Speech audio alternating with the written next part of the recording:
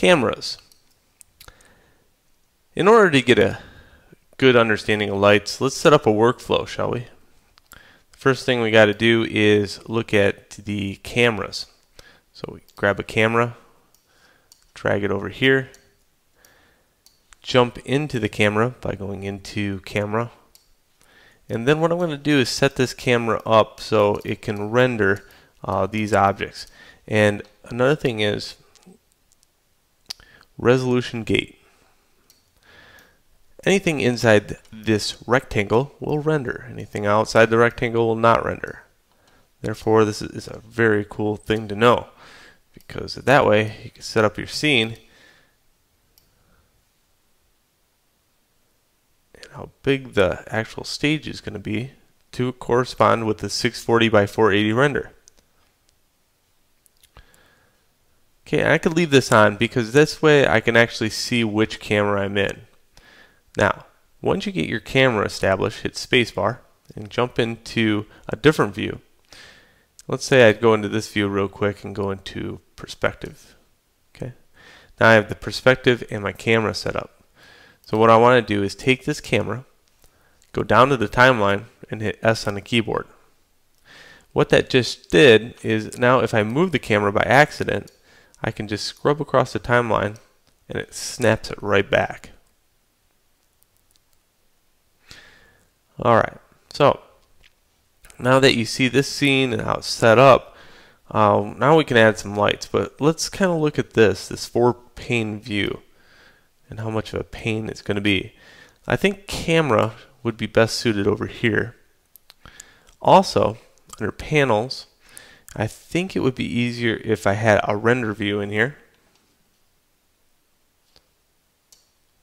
Okay. And let's test this out. I'm just going to go over here, hit my spacebar once and spacebar again, and then render the scene. Now for anything that I'm in, let's say I'm over here in side view, this should render the scene no matter what view I'm in. Nice, right? Okay, let's make sure that's always true. Let's go into Window Outliner. Let's go to my perspective camera and go over to a property on it, and I chose this button right here, and the property is the output setting. I want to inoperable render, so renderable off. Then I'm going to go over to camera 1 and turn renderable on and depth, which we'll be getting to in another video. Alright, good. I think we got everything. This one is really unneeded, but the fact of the matter is, maybe I could put an outliner in here.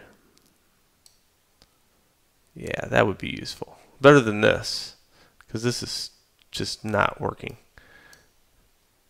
Okay, panels, outliner. There we go. So at least I got a useful property out of it. And this is going to be my perspective. I don't have a whole lot of room here because I'm shooting at 1024 by 768 for this video. So that's why all my little windows are really small. Okay, so bear with me. Most of the tweaks are going to be over here. Alright, now that we have our workflow established, let's also make a project. Project new. Let's go and browse to the desktop of your computer. Call this lights. Use defaults, accept, and then file, save scene as, and we want to call this lights.